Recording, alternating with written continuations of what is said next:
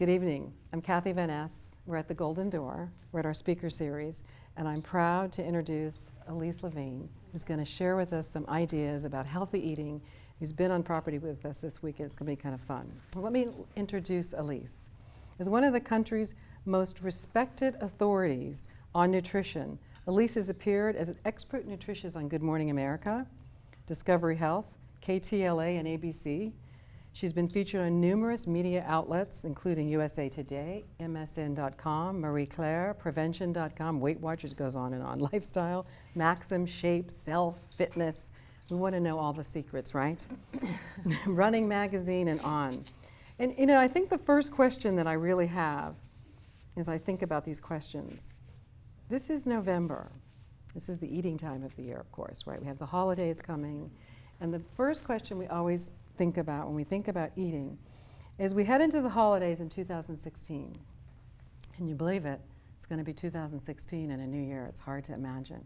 We all have resolutions to lose weight. Every New Year's, pretty much, most consumers and people want that resolution.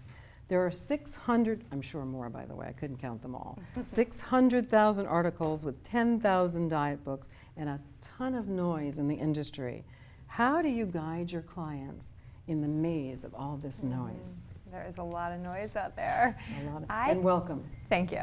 I think it's an interesting time of the year because I think most people go one of two ways.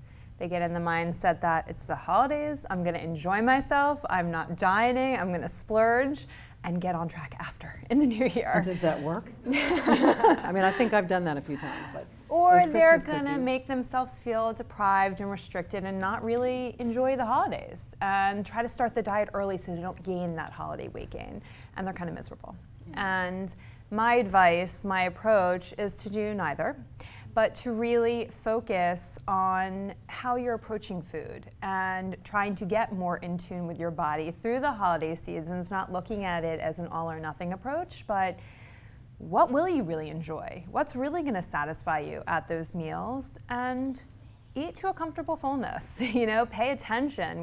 This is a mindful eating week. It's all about our mindfulness week. It's really all about being present. And so if you're gonna enjoy the food, really make sure that you're tasting it, enjoying it, take your time with it, and not just get into that mode of, I'm gonna blow it. And, right, or the other way, Or the other way, not to enjoy it. You know, you're missing out on so much. Food is enjoyment. Yes, it's sustenance, but it also should be something that you truly enjoy and get satisfaction from.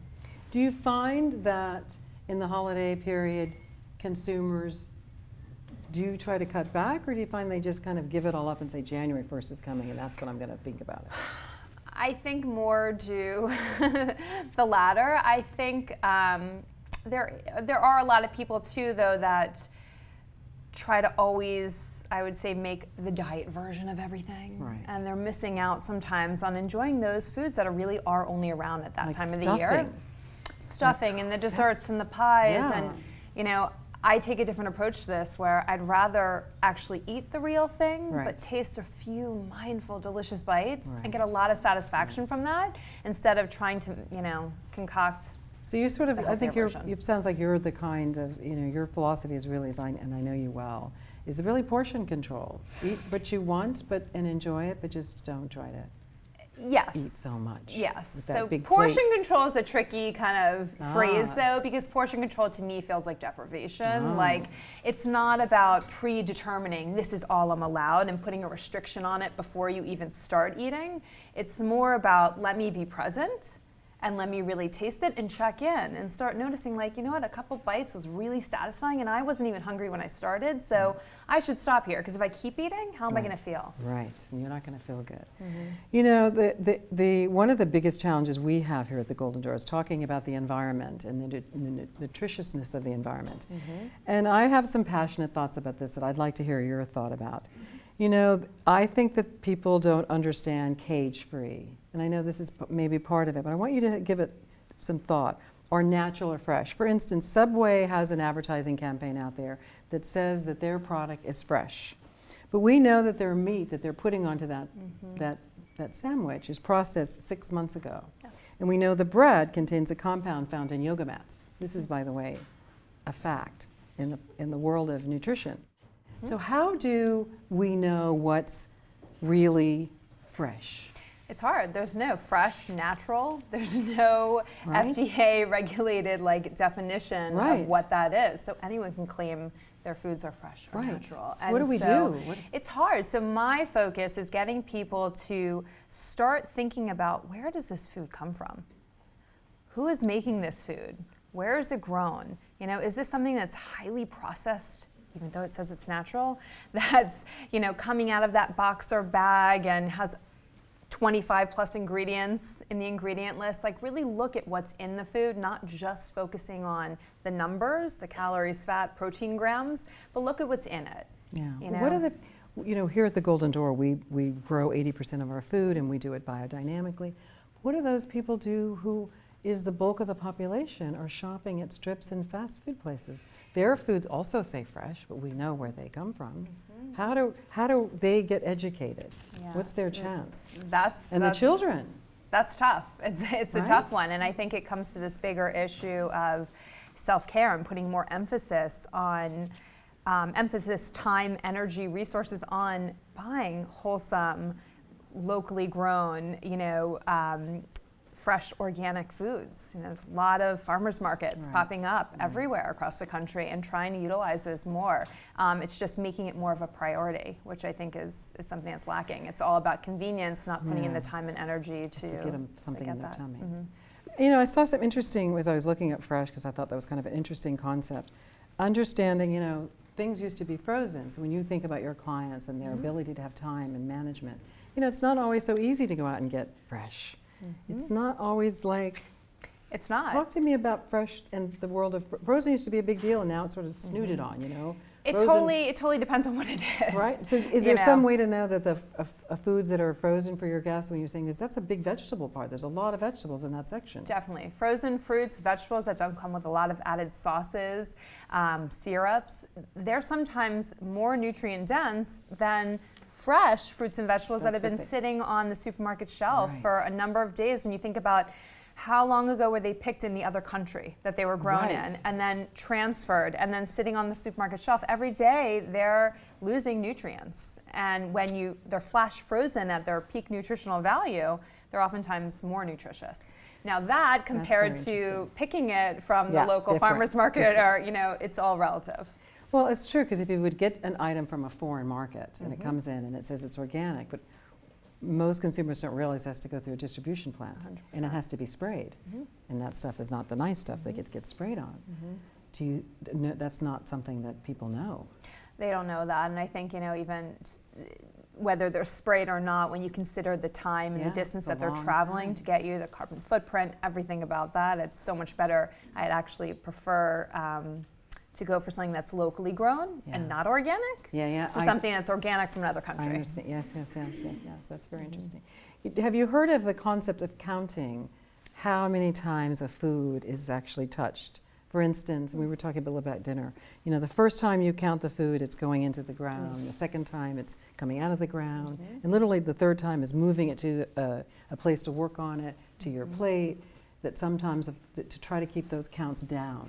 Yeah, it's just trying to eat foods in their most natural form. Right. I think that's what you're getting at. Versus 1,000 times, which is possible. Yeah. Can you talk to us about eating clean as it compares to other forms of? There's lots of different definitions for what clean eating is. To me, clean eating is really about less processed, wholesome foods. And again, going back to that, when you're looking at foods in the supermarket and comparing, for instance, this may not be the best example for clean, but a full-fat premium ice cream that has 5 wholesome ingredients. You can read the ingredient list, you know what everything is, you can pronounce them, you could actually buy the ingredients on the supermarket shelf, and compare that to a fat-free, sugar-free, processed, frozen dessert that has 25 plus ingredients. To me, it's a cleaner choice to go with the real premium ice cream. But generally speaking, the less processed, more the more wholesome, you can actually read the words, you got it, the better it is. So what was the most challenging example you had of motivating a client to try to turn them to the healthy side? So a lot of what I'm doing in my practice is getting clients to learn how to meet their true needs, to focus on self-care and understand the difference between when they're physically hungry and when they're hungry for something else and not meeting their underlying true needs. And so the clients that tend to have more of a difficult time doing this are the ones that have underlying issues that they're struggling to deal with. And so food is kind of that coping mechanism, that cover up the way they're it's disguising something else that's going on. Adding to that, Yeah. another issue will be just that lack of balance in their life. Right, sleep. So sleep, there's no downtime. They put nothing aside to kind of balance their personal work life, so that the only go-to thing that they have to reward themselves, to relax, to have that little break in the day is food. Would you suggest that perhaps if we slept more, which is a big chronic problem in America today, that we would actually be more nutritious and healthy? Sleep is so huge. It is so huge. Your hormones shift in such a way from lack of sleep that ghrelin goes up, production of ghrelin, a hormone that makes you feel hungry, makes your brain want to go grab that food. And production of leptin, a hormone that makes you want to put that fork down, telling you you've had enough, it goes down. Right. So you combine those two hormonal shifts and it's like no wonder that you're overeating and you're gaining weight from lack of sleep. So sleep, I think, is the #1 most important self-care priority. We get you to bed here, right? You get some sleep here, huh? Yes. It's nice, huh? Then you got to go back and. An interesting fact: when you're sleeping, if you actually want to boost your metabolism a little bit, sleep with the thermostat down. Colder. Really? You're shown to actually burn more calories in a cooler environment. All right, everybody tonight, turn down those air heaters. An extra little tidbit. Right. Get out the ice stuff. Everybody's talking about how healthy fats are. We're sort of reversing back. There's healthy fats. How has this changed over the years in the world of nutrition? Oh, wow. I mean, I think the advice just kind of circles around. Like you couldn't eat them at all, and now you have to have them to actually be healthy. But I'm so happy that they're back. I think fat is providing not only essential nutrients in your diet, but it's providing something that most people overlook with food, which is satisfaction. And it's so much more satisfying, and healthy fats can really balance out that meal and satiate you for longer. And and so now, I mean, it's full-fat dairy, all the healthy nuts and avocados and oils. It's such an important balance. I'm with you. I'm kind of glad to see us past that, like everything's fat-free. It's so horrible fat-free. You'd be surprised how many people are holding on to it, though. It's so, people are also, there are throngs of people shunning gluten. We all have our own thoughts of this, but sticking a label on a diet doesn't always make it healthy. Is gluten-free a trend? It is a huge trend. You think it will continue to be as powerful? I think it is going to continue for quite a while. It's a huge trend, and first and foremost, it's important to realize the only people that really need to be gluten-free are those who have a true intolerance or allergy to gluten. If you don't, there's no benefit to going gluten-free. In fact, a lot of these gluten-free products are less nutritious to their gluten-containing counterparts. Right. Or they have less fiber, they're less nutritious because they're using some of the starches that are naturally lower in fiber or not as nutrient dense. Where did it come from? Why did gluten-free become such a trend? I think because wheat contains gluten, and when you think of how many processed foods on the market that are less nutritious contain gluten, it's an easy thing. Let me just avoid gluten, and all of a sudden I've cut out so many foods from my diet and I'm losing weight. And it's one of those just fixes. But then, of course, the food companies pick up on the trend, and now you see rows and rows at the grocery store of gluten-free products. So you start incorporating all those in your diet. Expensive, and like I said, they're oftentimes much more processed and not as nutrient dense. I know. So, I was in New York a couple weeks ago in some meetings, and this is a New York Times article. It was the talk in New York City. You know exactly where I'm going to go. New York Times published a story about a recent study on the famous, loved food, bacon. For those of you who may have heard this story, oh my gosh, it was the talk of the city. You would think we took away ice cream, I'm not kidding. And hot dogs, because of course we know we got the baseball games going on. They're now linking this to cancer, and it seems like in today's world, we have to be more mindful.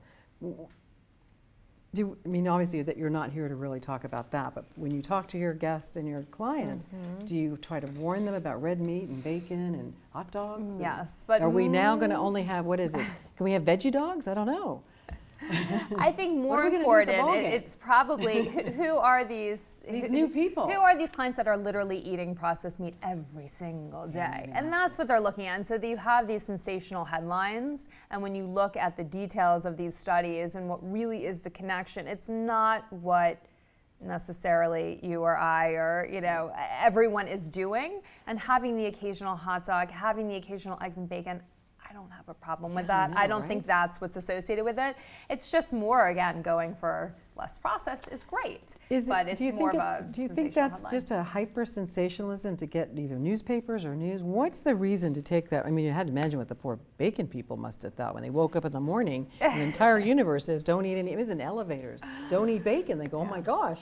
I definitely think it is a newsworthy headline, 100%. It had to be like a really bad business day for them. 100%. I think if you read through the details of the study, it's not as, there's not as much anxiety around it. But that's the whole point with nutrition information in this day and age. It's everywhere you turn, there's some new sensational headline saying, do this, avoid these foods, eat this to lose 5 pounds in a week.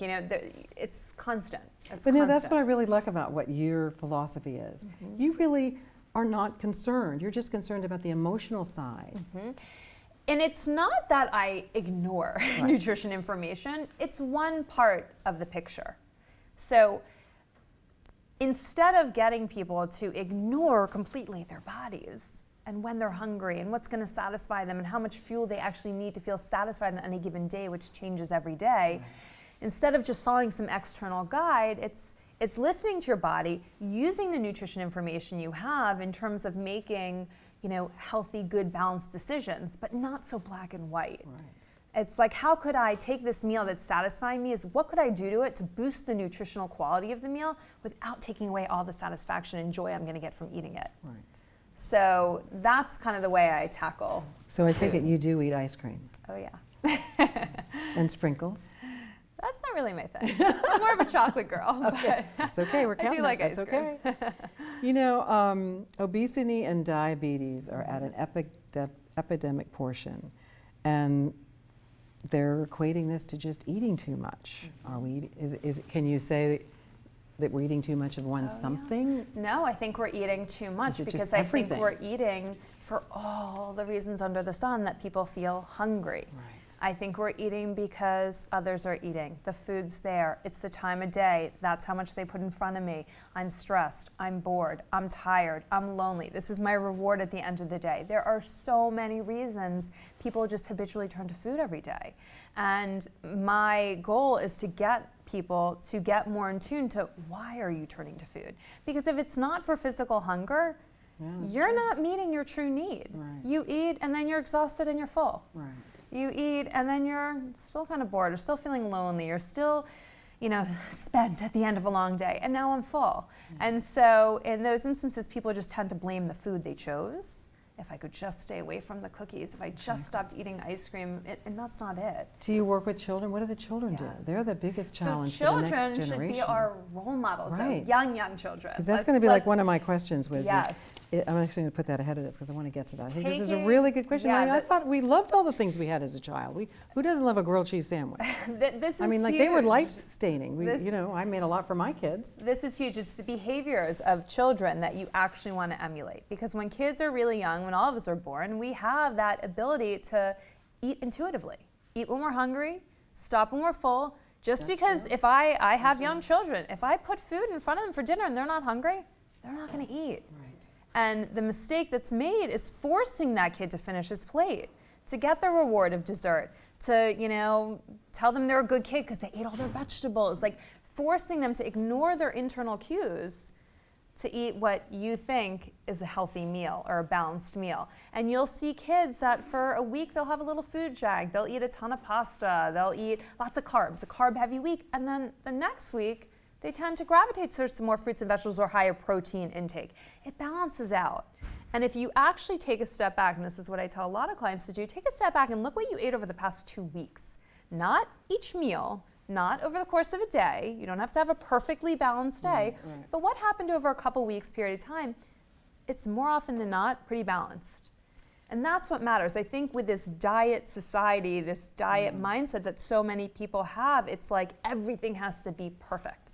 And I'm not good if I don't have that perfect balance all day long. Yeah. But what will happen to this new generation that's coming up that's more, it would appear, yes, much as we love all this and we're here all together, they're more unhealthy than ever. Yes, and we're talking about different things because as kids get older, then we have bad habits. Right. How many of our kids are eating the snacks on the go in the car, are eating while they're finishing their homework in front of the TV and playing video games and snacking, and it's mindless. And so getting our kids to have healthy relationships with food and healthy behaviors around food and instilling these are the eating times. Your job as a parent is to decide what and when they eat. They get to decide if and how much. And so if you stick to those rules and not allow the non-stop grazing and mindless eating, you're teaching them healthy behaviors around food, having those family meals, sitting down together, doing what we do here without all the distractions. Yeah, and you know, one of the things at the Golden Door is we don't have TVs and things like that in the room for a bunch of reasons. But I think one of the interesting reasons is that separation and that stopping of that constant stream of noise that will distract you from. Do you feel that you know, and everybody says that TVs and eating in front of televisions and with your phones and your Blackberries and your, I mean, you sit at dinner today and they're not even talking at dinner. A couple, they're only on their iPhones at the dinner table. I'm just mindfully shocked by it. They don't even have the kids are all on their iPads at the dinner table. How are you registering when you've had enough if you're on a phone, if you're watching TV? And then the question is, you know, with the ice cream, which I do enjoy quite often, I won't let myself have it in front of the TV. If I'm going to have it, I'm going to enjoy it. Right. If I'm watching TV eating it, I'm not tasting it. No, it's just And cold. so it's all behavioral. And understanding to separate them, I think, is a big shift. So one really interesting question, there's a lot of conversation about supplementing your nutrition with supplements and vitamins and Chinese vitamins and, you know, Japanese, I mean, there's just a ton of choices. Miracles in bottles. Exactly. So how do you advise your clients on that? Well, it's definitely individually based and case by case. Everyone is different. I don't think it's a one size fits all. I think, though, if someone is getting a well-balanced diet and they have no absorption issues or any other medical issues that could impact their nutritional status, oftentimes I don't think they need any supplements. But do you find that industry is a bit interesting in the sense that there is so much unregulated? I did some research on this in moneymaker. Preparation for this, and it was quite interesting. Oh, yeah. And consumers really couldn't possibly know whether it's gelated you have no idea what you're getting. No idea what you're putting in your body. Yeah. So, scary. you know, I know that my guests are ready to do their 5:30 hike. And one of the things we like to do before you depart is ask you the favorite question. What golden nugget could you give our guests that they could take home with them from our time together? Wow, just one. The one, you could give us two. We wouldn't mind two. But what would be the golden nugget that we could learn from you tonight? The golden nugget would go along with everything that this week is really about. You know, what you want to take home with you is this feeling of really kind of checking in, getting reconnected to your body. You know, and when it comes to eating, getting clued into what's going on in my mouth in terms of the taste and the flavor and enjoying food, and what's going on in my stomach. You know, am I hungry when I start? How do I want to feel when I'm done? And my last nugget is intention setting, which is huge. When you sit down to eat, really set an intention. How do you want to feel when you're done eating? That's huge. It's not about pre-restricting or giving yourself only a limited amount or telling yourself you have to eat this and not that. How do I want to feel physically? If you ask yourself that and you set an intention to feel better than when you started eating, you're much more likely to not overeat and leave feeling content.